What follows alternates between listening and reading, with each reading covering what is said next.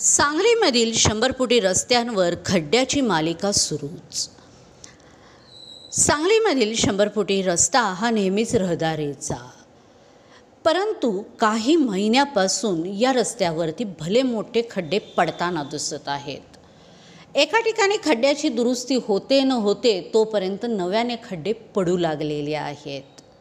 100 फुटी रोडवरती साधारण 2-3 महिन्यापूर्वी दिगंबर मेडिकल येथे एक खड्डा पडलेला होता।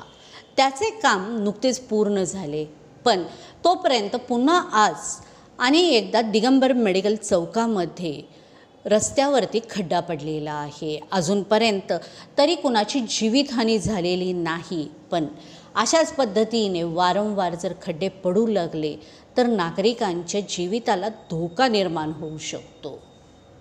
ती पुन्हा एकदा खड्डा पडल्यानंतर अनेक संघटनांच्या पदाधिकाऱ्यांनी महापालिकेच्या विरोधात जोरदार घोषणाबाजी केल्या।